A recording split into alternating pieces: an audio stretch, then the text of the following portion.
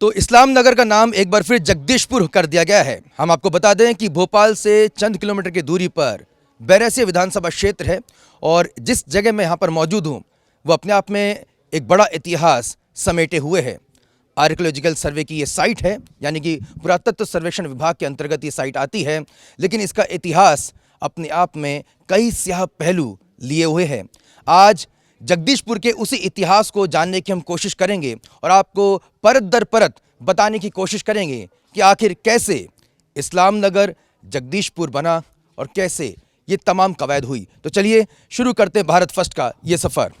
हमारे साथ रहेंगे बीजेपी के विधायक और स्थानीय विधायक विष्णु खत्री जी। विष्णु जी, सबसे पहले पब्लिक फर्स्ट पे आपका बहुत बहुत स्वागत है। जी धन्यवाद, नमस्कार। विष्णु जी, आपके ज़रिए हम न केवल यहाँ के कई पहलुओं को जानने की कोशिश करेंगे बल्कि इतिहास के उन पन्नों को भी हम पलटने की कोशिश करेंगे। तो चलिए आपसे हम जानने की कोशिश करते हैं कि आखिर इस्लाम नगर को जगदीशपुर नाम कैसे पड़ा, क्योंकि कई लोग कह रहे हैं कि देखिए नाम में क्या रखा है, ये कहीं ना कहीं एक विचारधारा है, बीजेपी जो है ज़बरदस्ती नाम बदल रही है। तो क्या ये ज़बरदस्ती नाम बदला गया है या इसके पीछे कोई बड़ी वजह रही है? देखिए, ज़बरदस्ती नाम तो 1715 में बदला था, क्योंकि 1715 के पहले इसका नाम जगदीशपुरी था और यहाँ पर राजा नरसिंह देवड़ा चौहान का यहाँ पर शासन था। और दोस्त मोहम्मद खान ने यहाँ पर पास में ही जो बाणगंगा है, जिसको अभी वर्तमान में कुछ लोग इसे हलाली के नाम से जानते हैं, इस नदी को, उसका नाम बाणगंगा था। इस बाणगंगा के किनारे दोस्त मोहम्मद खान ने एक इसी फागुन माह में होली के समय आसपास के राजाओं को, जिस रियासतदारों को बुलाकर एक मैत्री भोज का आयोजन किया।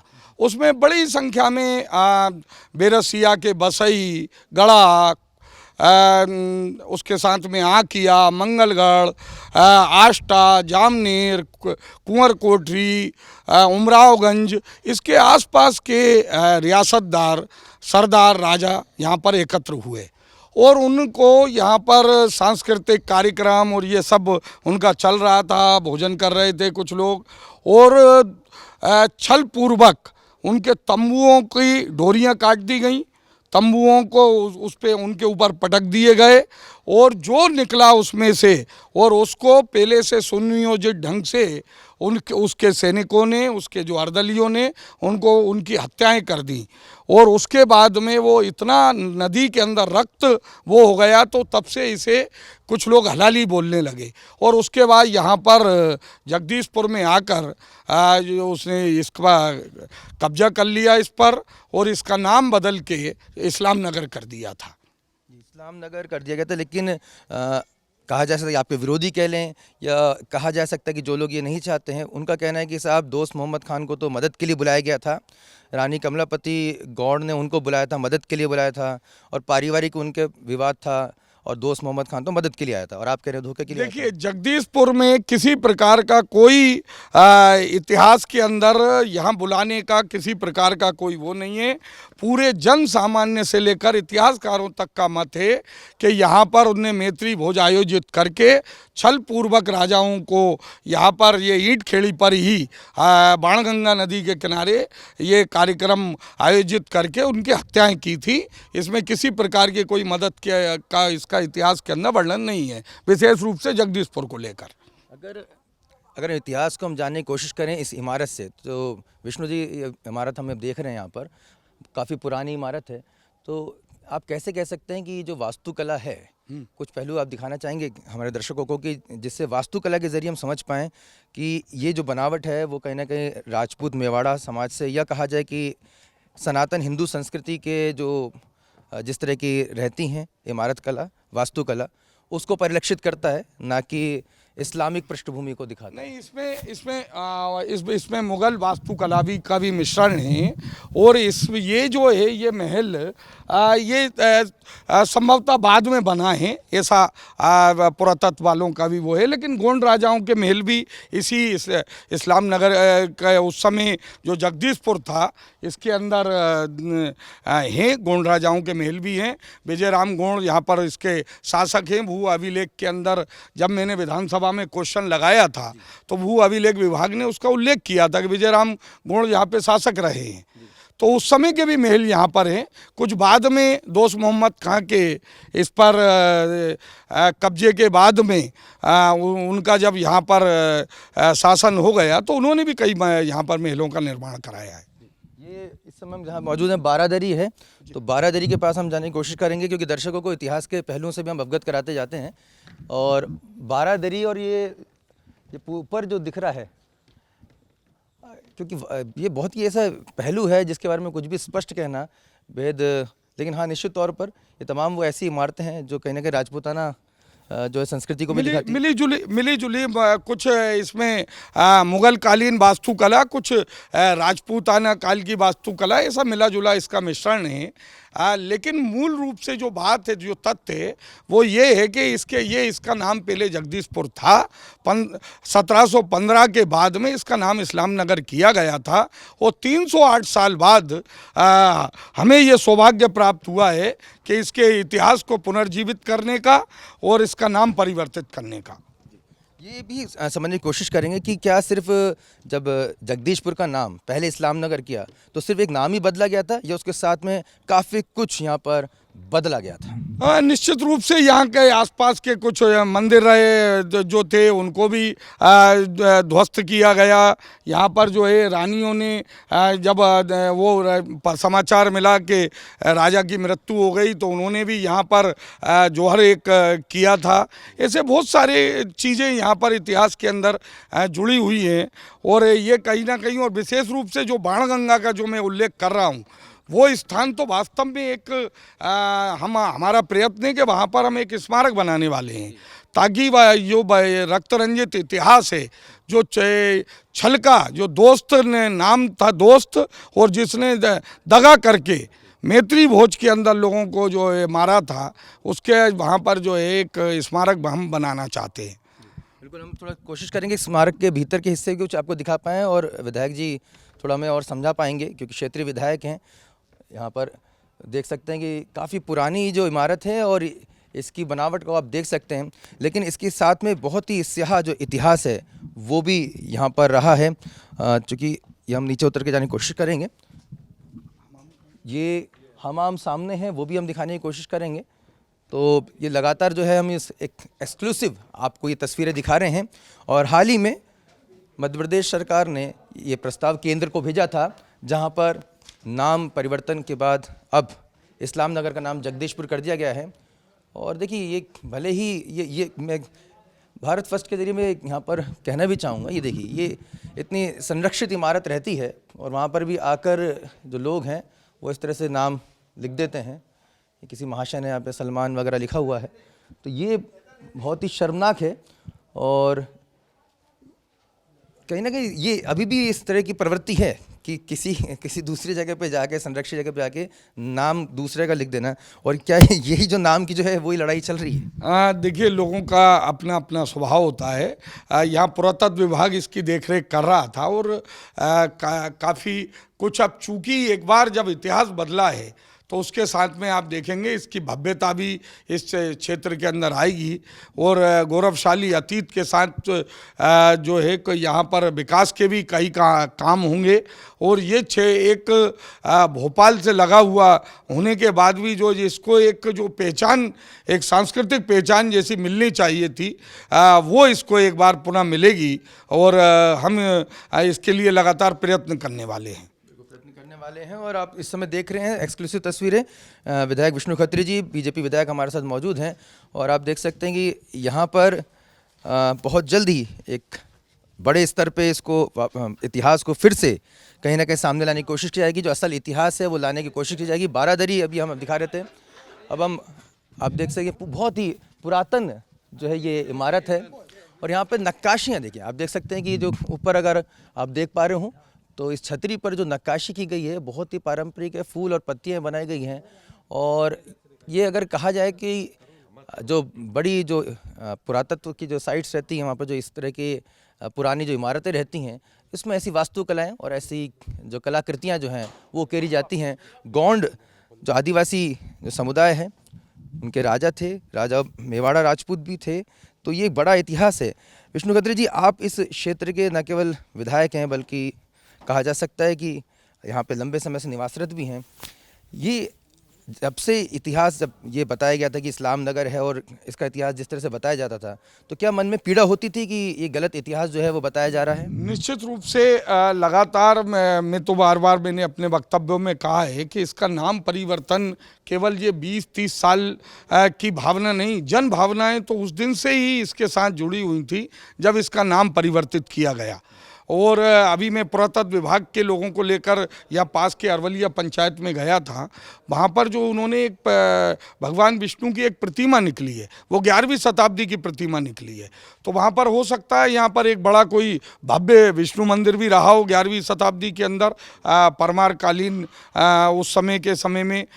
तो ये कहीं ना कहीं जन भावनाएं तो बरसों बरस से थी। हमारी जब प्रदेश में भारतीय जनता पार्टी की सरकार बनी, पटवा जी मुख्यमंत्री थे, उस समय भी कुछ प्रयत्न हुए।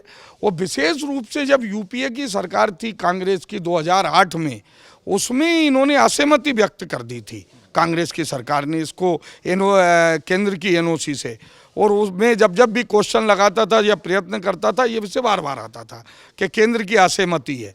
और विशेष रूप से हमें जो केंद्र की सहमति मिली है उसके बाद ही ये वास्तव में संभव हो पाया है। और इसके लिए मैं प्रधानमंत्री नरेंद्र मोदी जी और हमारे गृह मंत्री माननीय अमित शाह जी को मैं हृदय से धन्यवाद देना चाहता हूँ कि जो उन्होंने केंद्र की हमें एनओसी देकर आज ये दिन, ये गौरव दिवस मनाने का हमें अवसर प्रदान किया है। गौरव दिवस मनाने का अवसर प्रदान किया है। और निश्चित तौर पर अगर असल इतिहास सामने आएगा तो हर भारतीय के लिए गौरव का विषय होना चाहिए। इसे देखिए, इसे किसी मज़हब से या धर्म से जोड़ना यहाँ पर मुनासिब नहीं होगा, क्योंकि जो इतिहास है वो हम सभी का साझा होता है। अगर पाकिस्तान का भी हिंदुस्तान का हिस्सा रहा है तो इस इतिहास को बदला नहीं जा सकता। तो ये आप इस समय हम मौजूद हैं, ये हमाम है, अच्छा ये हमाम है, ये हमाम। अगर अंदर मैं आपको तस्वीरें दिखा पाऊँ, ये देखिए, ये हमाम यानी कि आज के दौर में अगर जिन सामान्य शब्द में कहें तो बाथरूम कहते हैं इसे, यहाँ पे राजशाही के लोग स्नान करते थे। ये वो जगह है और यहाँ पे काफ़ी ठंडक भी है। हाँ, नीचे यहाँ पर जो हमाम जो है ये बड़ी बहुत सारी लकड़ियाँ और वो सब के बाद गर्म होता है। और एक बार जब ये गर्म होता है तो फिर समय काफ़ी लंबे समय बाद ठंडा होता है। ये आपने कभी देखा हो, एक पुराना हमारा कमला पार्क पर भी एक कदीमी हमाम है, वो भी मतलब इसी प्रकार का कुछ पुराना रहा होगा।